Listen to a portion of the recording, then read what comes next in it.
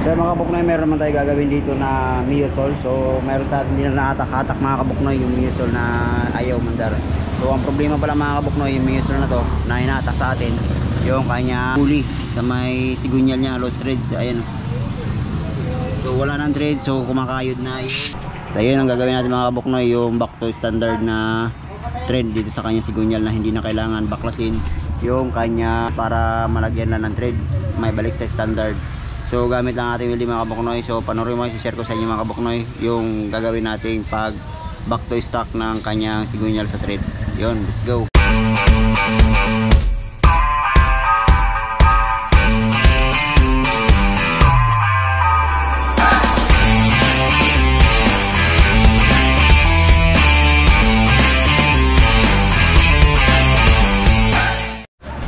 Yan guys, ito na yung ground natin. So lalagyan natin muna ng guide dun sa kanyang fly para hindi matalsikan ng flux.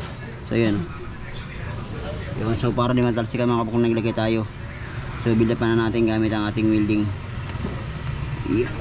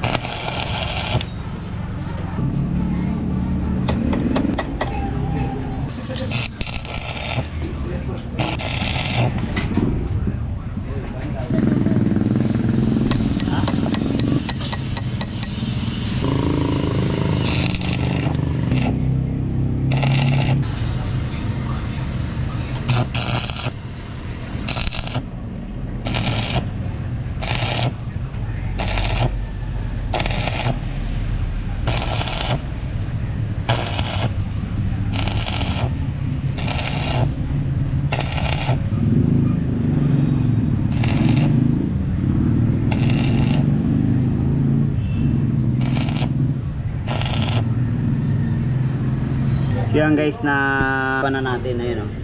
So ang gagawin naman natin ay next natin yung i-grind natin.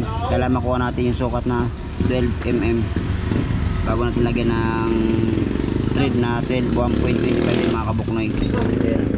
So grind ko muna mga kabuknoy. So kaya naglagay tayo ng ganyan yung harang sa may fly para hindi matalsikan, para di mahirapan yung ating mamaya drive piece. So yan guys, bali ano lang natin, i-grind lang natin na makuha natin yung sukat na 12mm. Yun.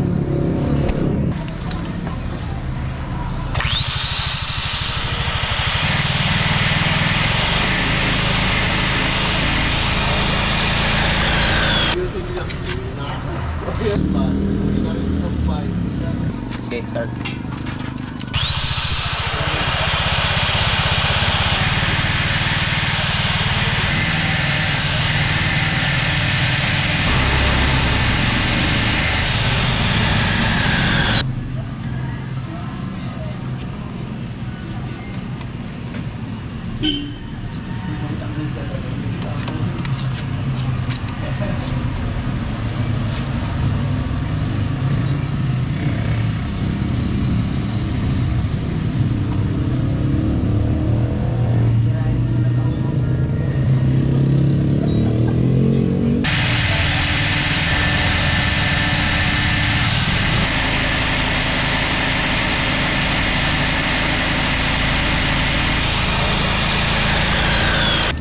Ayun ko lang paano pupunta nga kami doon sa ano mo. Tangin na ako. Napahala ka dyan.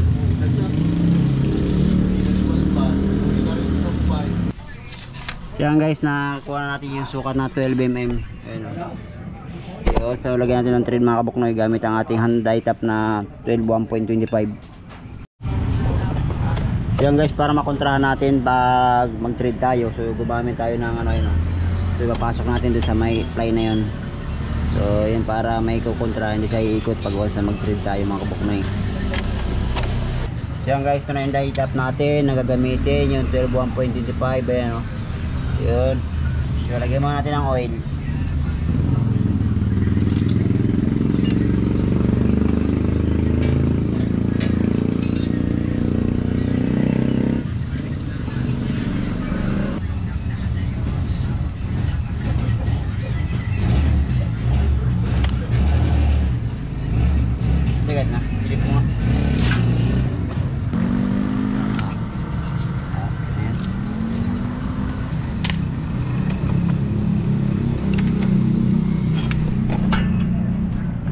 So yan guys, tapos na trade natin yung ating sigunyal ng Miosol 125. Ayan o. Ayan. So lagyan natin ng thread mga kabuknoy. So may gagawin ako dito para mas matibay yung thread natin. Yun. So yan guys, goods na yung ginawa nating thread sa kanyang Miosol. Ayan o. Ayan. So may ginawa tayo dyan para matibay yung thread natin mga kabuknoy. So may mga ganitong problema mga kabuknoy, PM nyo lang ako sa aking YouTube channel, sa aking base. Yun, hanggang dito lang muna mga kabuknoy.